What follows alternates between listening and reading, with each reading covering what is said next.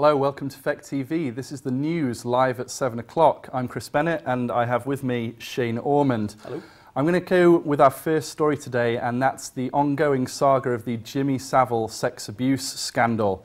A report today called Giving Victims a Voice has been released jointly by the Metropolitan Police Service and the NSPCC.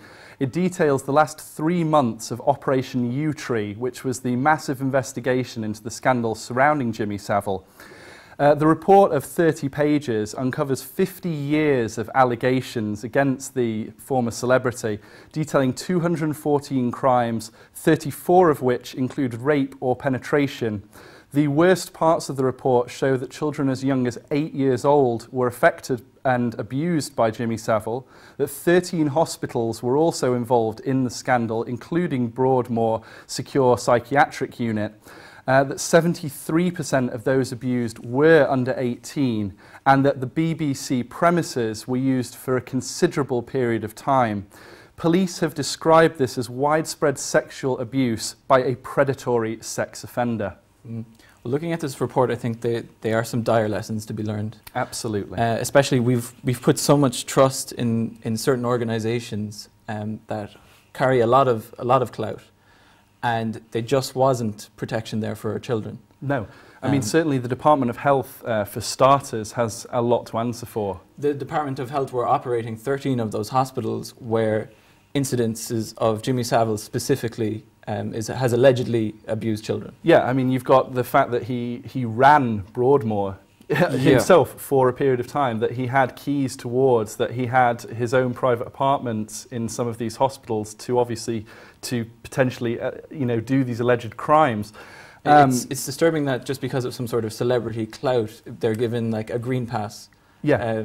Completely clean slate, and nobody looks into any sort of kind of safety regulations. Exactly, and I mean the Crown Prosecution Service back, I believe in 2009, actually had a chance to do something about this. There was 4 cases that were brought up in 2009 in Sussex and Surrey, and for whatever reason they weren't pursued.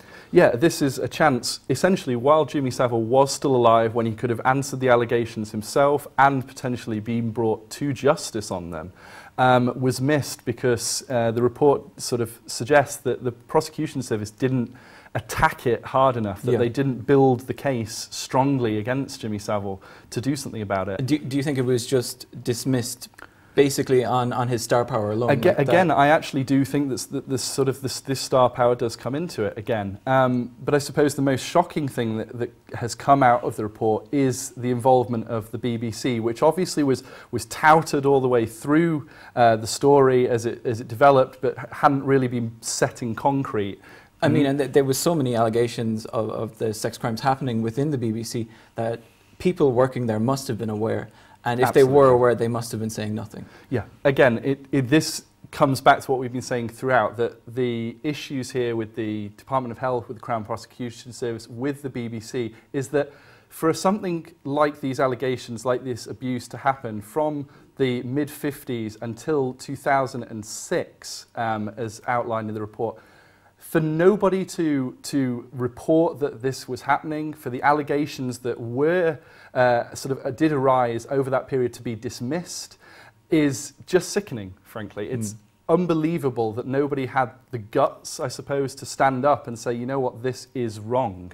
See, I guess what you're looking at is when you see something like that going on, and if it was obvious, then it's almost like it's endorsed by the company that you're within. Exactly. So speaking out against it, you're speaking out against the company, and you're putting your job in danger. Yeah, and I think a problem that I have with it is, again, going back to this celebrity status, the celebrity power, that you see celebrities, I suppose, going into court, getting off with lesser fines or charges for things that a normal person would be given jail time for instance. Yeah. I think the one thing that hopefully can come from the Jimmy Savile sort of scandal is that type of behaviour, that thing needs to stop. Yeah. That, you know, the idea that people should be equal in the eyes of the law needs to be something that is actually followed through on. Yes.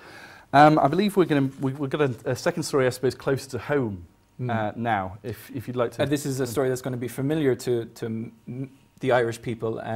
It's touched upon every year, and most times every week of every year. We've had 7 deaths on the roads just since the new year, which is incredible for such a short amount of time and for such a small country. Yeah, I mean, we're 11 days into the new year now. 7 deaths. That's almost essentially a death a day. Now we've had 2 people have been tragically killed just today. A 50-year-old woman was killed after a hit and run on Abbey Street in Dublin. And a man was also killed in a 7-car pile-up on the N11. He actually survived the wreck, but was killed when he stepped out of his car and was hit by another. Now, I feel like I should mention that with the 7-car pile-up, police are saying that was probably the caused by freezing conditions. Yeah, so there is an element of a true tragic accident. It was an accident. The other incident, however, the 50-year-old woman and another pedestrian, a man who was hit, and he escaped with just leg injuries. The man who committed that, a 30-year-old who was driving a grey Hyundai, he has been arrested. Well, so there is evidence of neglect there. Yeah, absolutely. And I think it's a strange thing because Ireland does have this love affair, I suppose, with road safety. They spend, I believe, 40 million euros per year on road safety campaigns.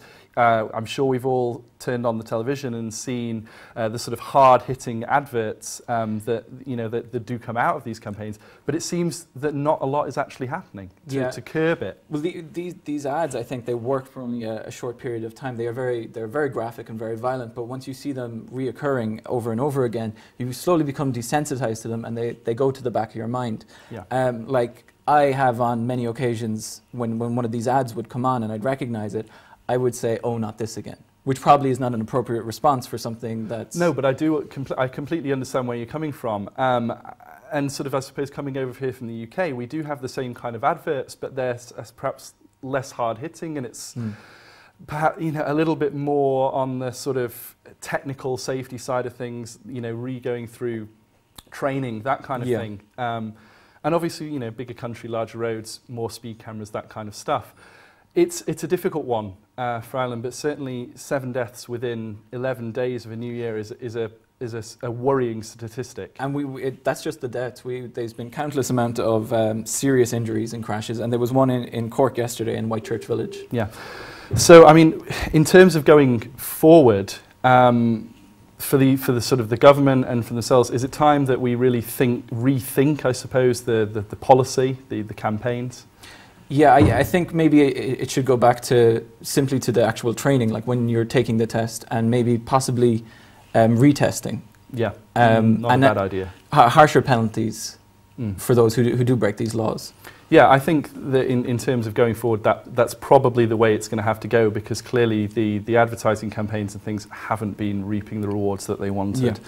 I'm going to move on now to the situation in Mali. This is the landlocked African country on the east coast. Now, Francois Hollande has today said that France is ready to stop Islamic militants in Mali with force. That's French-backed force. This comes after a plea for help from the Malian president directly to France and Mr. Hollande for them to send troops in.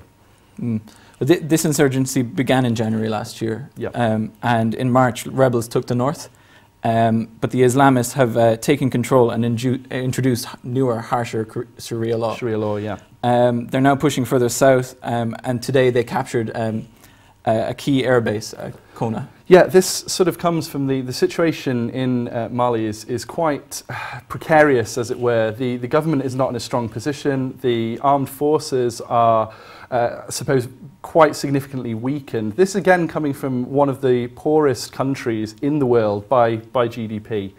Now, the UN Security Council have moved today, and also through talks yesterday, and have called for 3,000 African-led troops to be sent into the country to restore peace and order, although this isn't going to actually happen until September. Now, would the French forces be coming in any sooner or that, or is it likely to be after? The thing about the French forces is that I see this as a little bit of saber rattling from Hollande. I kind of see Mali as being his Libya, I suppose, because obviously Sarkozy and France were the first people to pledge support, to pledge action in Libya.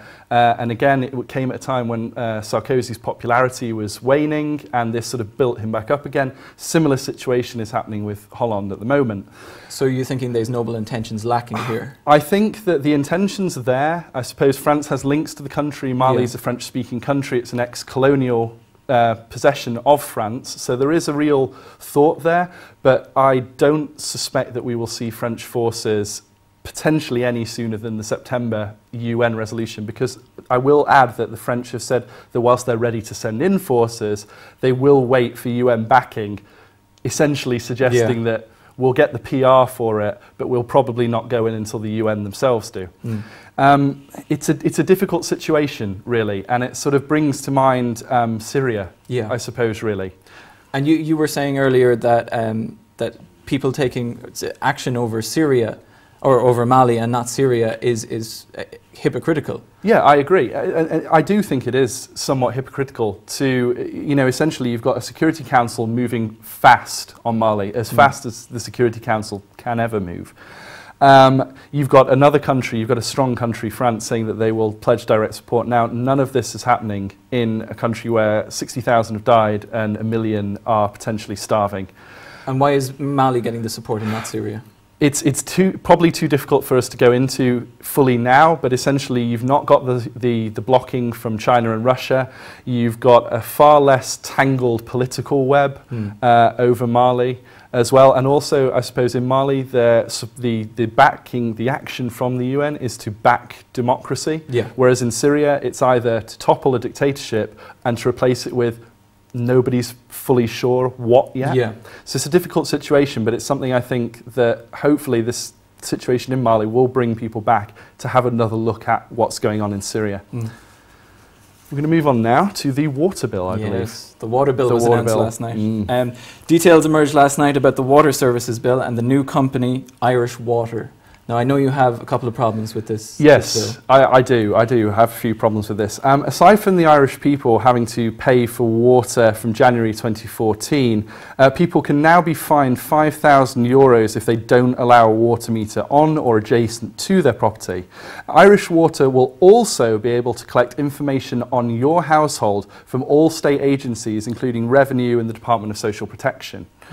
That they'll also be able to lay pipes without planning permission, and they can disrupt water services anytime they want, and they'll be able to borrow €500 million from the government. Yeah, which is, funnily enough, the exact same amount that the government hoped to raise each year with the water bill.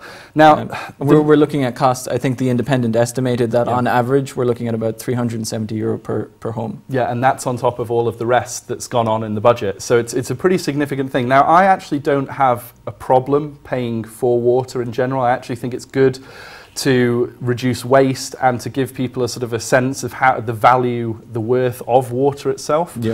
But the problem I have here is that really the government, if this bill is passed in its current form, which I believe it shouldn't be, the government is setting up a company in Irish Water which is not covered at all by the Freedom of Information Act. And that is hugely, hugely worrying for me. So what you're saying is they're putting in the building blocks for a potentially corrupt organisation? I wouldn't potentially go that far, but I would say that an organisation that can borrow €500 million, that can essentially look into your personal finances, that has the power to fine you and to prosecute you over things, and yet you cannot then request freedom of information to get the reasons behind it, is an extremely dangerous thing. Hopefully this sort of fact about the freedom of information has been uncovered by opposition, and hopefully this will be redressed before the bill is actually passed. I would be, again, as I say, extremely worried if it wasn't. So you're hoping for water regulation, but under a different... Water regulation under a different revised bill that would include protection, far more protection for the everyday householder out there. Absolutely. We've got a rather interesting story to finish on today, which involves the Japanese sex industry. Yes, the sex industry in Japan is slashing prices and offering deals due to a lapse in trade. Akira Akoma, the editor of a monthly guide to men's entertainment... Love the air quotes there.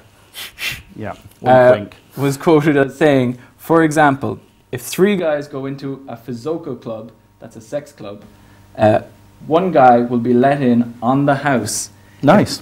Yeah, I know, that's sweet. It's a good deal. If a customer uses a particular club 4 times, 1 trip will not be charged. Lovely. It's like the Subway sandwich cards. For your penis. Yeah, for your penis. So also on the cards here as well, according to ICOMA, is the sharing of sex workers. Yes, austerity calls for sloppy seconds or threesomes with either a mate or a total stranger. Yeah, I think I was looking at the prices, and it's 15,000 yen if you go in on your own, but you're looking at 10,000 yen, which is about 85 euro if you share with 1 person. It's a bargain. It's a bargain. It's too good to pass up. Time to book those cheap flights to Japan. Just don't make eye contact. Just don't make eye contact. Thanks very much for watching. That was the news at 7 o'clock live. We're Feck TV. Check us out online. Good night. Good night.